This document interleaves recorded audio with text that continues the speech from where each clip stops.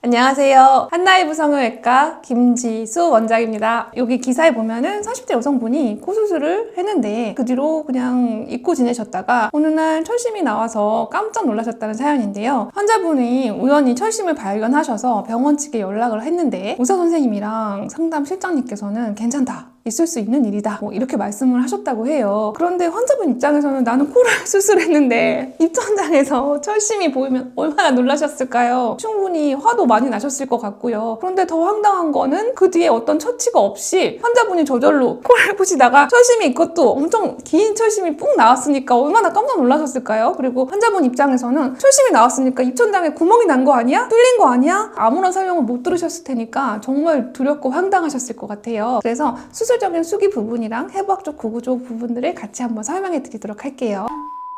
일반적인 코수술은 여기 앞니빨을 머금고 있는 요 상악골에 뾰족한 부분이 있거든요. 요 해부학적 구조에 가지고 있는 우리 몸의 연골, 비중격 연골이나 기증늑연골이나 아니면 가슴 늑연골 등을 이용해서 여기 부분을 이렇게 고정을 하게 돼요. 고정은 실로 할 수 있습니다. 이 실은 녹는 실이기 때문에 남아있는 건 아니고요. 이렇게 고정해 놓으면 이렇게 자기네들끼리 달라붙어요. 그래서 이렇게 연골이 내 뼈랑 자연스럽게 달라붙는 수술 방법으로 수술을 하고요. 그렇게 하고 실리콘을 얹어서 코를 이런 식으로 올리는 그런 수술을 하시는 게 일반적인 수술 방법이죠. 일반적이지는 않지만 제가 볼 때 이 원장님께서는 연골을 연결하실 때 실이 아니라 철심을 박아서 튼튼하게 고정을 하셨던 것 같아요. 그런데 여기서 많은 댓글에서 이런 소리 들어본 적이 없는데? 이런 건 처음인데? 너무 황당하고 엽기적인데? 이렇게 말씀하시는 분들이 많거든요. 그래서 이런 수술이 흔하냐? 결론적으로 말하면 이런 수기 방법은 전혀 흔하지 않습니다.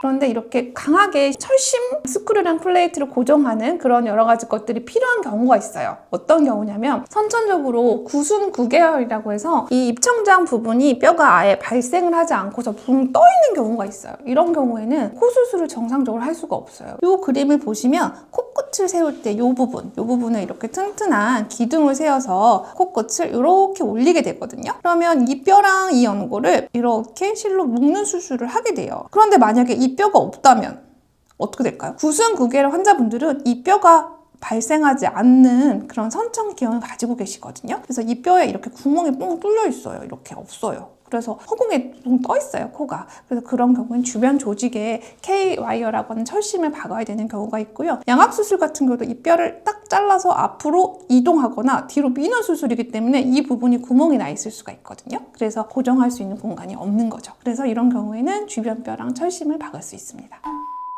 이런 경우는 아주 드물고 미용적인 코 수술이라기보다는 그냥 재건 코 수술에 가까운 거죠. 일반적으로 성형수술의 대원칙이 있어요. 성형수술이라는 거는 모양을 아름답게 만들어주기 위한 거잖아요. 하지만 우리 몸은 각자 기능이 있단 말이죠. 그래서 그 기능을 방해하지 않는 선에서 수술을 해야 부작용이 없거든요. 예를 들어 가슴 같은 경우에는 굉장히 부드럽잖아요. 부드러운 재질로 수술을 해야죠. 아주 딱딱한 재질로 가슴 수술하면 안 되겠죠. 코도 마찬가지로 이 부분은 딱딱하니까 실리콘으로 넣어도 되지만 이 부분은 말도 하고 밥도 먹고 노래도 부르고 계속 움직이는 부분이란 말이에요. 이 부분을 아주 딱딱한 재질로 철심 같은 걸로 함부로 박으면 삐져나오거나 노출되거나 그럴 수가 있어요. 그래서 항상 그 대원칙에 맞게. 하지만 다행인 것은 K-와이어라고 하는 철심은 우리가 생각하는 이렇게 크다란 굵은 철심이 아니고 어린아이 손가락이 다쳤거나 부러졌을 때도 이렇게 살짝 박았다가 빼는 그런 일반적인 의료기기이기도 하고요. 매우 얇아요. 그래서 입천장에서 나왔다고 하더라도 그게 이따만한 구멍에 있는 건 아니고 금방 이렇게 치유되는 그런 정도였기 때문에 아마 일상생활 하시는 데는 별 지장은 없으셨을 거예요.